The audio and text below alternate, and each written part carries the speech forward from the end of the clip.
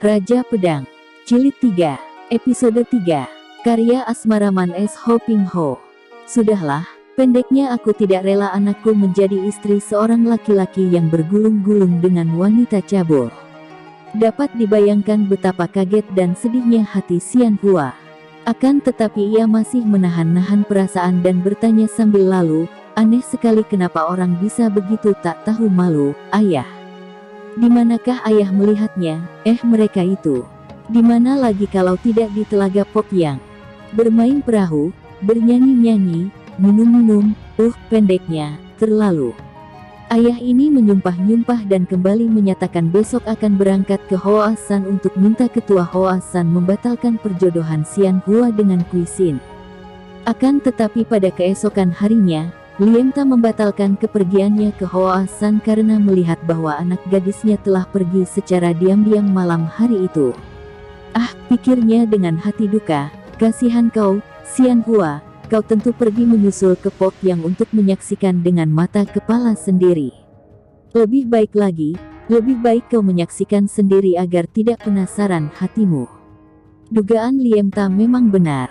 Karena tak dapat menahan panasnya hati, gadis itu malam-malam pergi dari rumahnya menuju ke Telaga Pokyang yang tidak berapa jauh letaknya dari dusunnya, hanya perjalanan 3 hari. Akan tetapi ketika ia tiba di telaga itu, tidak terdapat tunangannya itu di antara sekian banyaknya para pelancong. Ia bertanya ke sana kemari dan selagi ia mencari keterangan, tiba-tiba seorang tukang perahu yang berkumis panjang mendekatinya.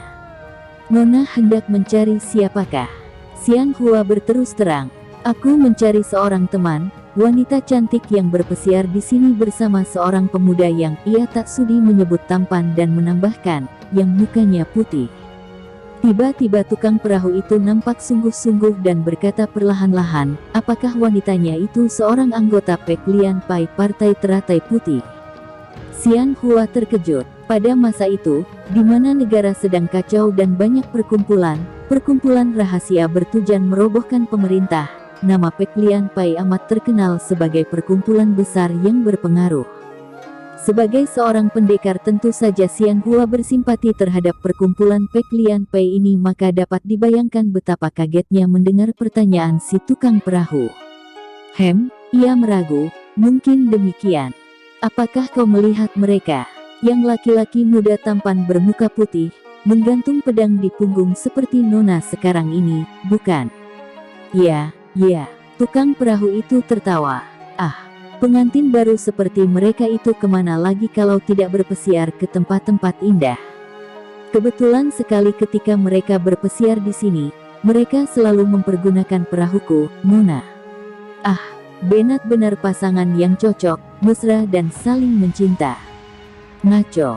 Xian Hua membentak marah sehingga tukang perahu itu nampak ketakutan.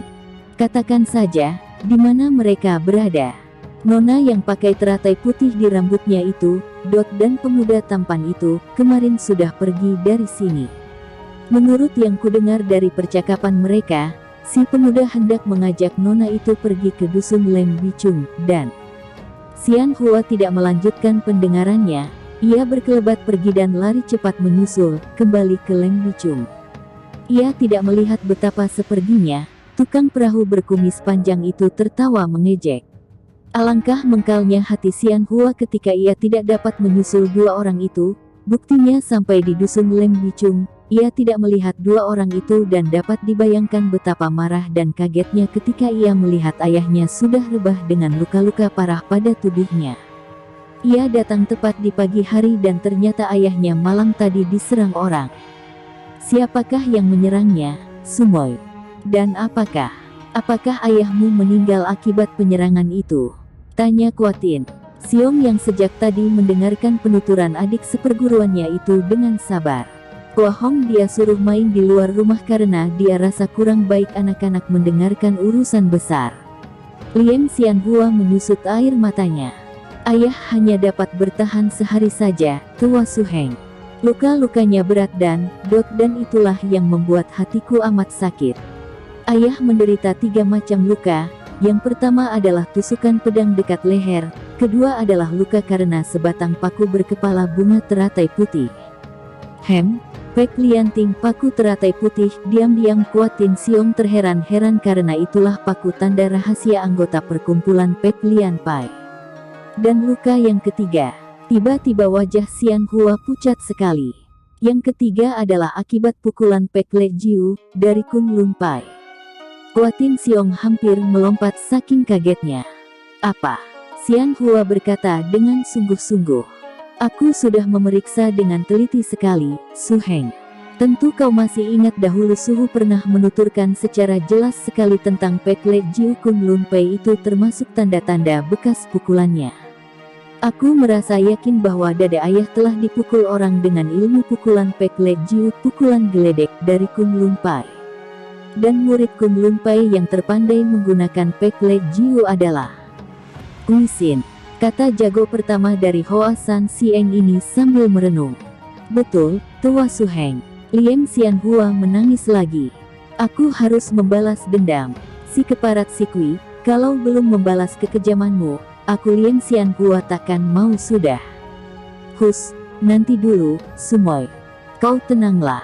Tak baik menjatuhkan dakwaan kepada seseorang tanpa bukti. Apalagi saudara Kuisin sepanjang pendengaranku adalah seorang gagah. Sebagai seorang termuda dari Kunlun Sam Hengte, agaknya tak masuk akal kalau dia melakukan pembunuhan ini. Andai kata buktinya kuat, abis apa alasannya dia mau melakukan hal ini? Tua Su Heng masa tidak dapat menduganya. Dia, manusia Sikwi keparat itu, setelah terlihat oleh ayah di Telaga Pok yang agaknya merasa malu dan takut kalau rahasianya disiar-siarkan oleh ayah. Dia dan siluman dari Pek Lian Pai itu tentu mengejar ke sini dan membunuh ayah. Kenapa begitu yakin? Ayah sendiri yang mengatakan demikian, Tua Su Heng.